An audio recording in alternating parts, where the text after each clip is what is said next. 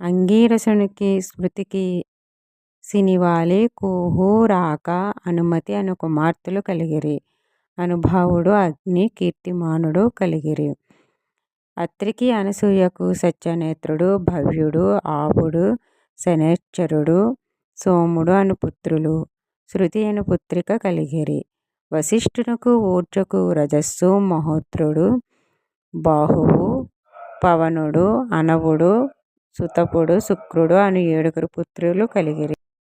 బ్రహ్మ పరమేశ్వరునితో అర్ధనారీశ్వర స్వరూపమును చూచి నీలోని స్త్రీ పురుషులను విభజింపమని ప్రార్థించెను. అర్ధనారీశ్వరుల్లోని స్త్రీ రూపము సతీదేవిగా పరిణమించెను.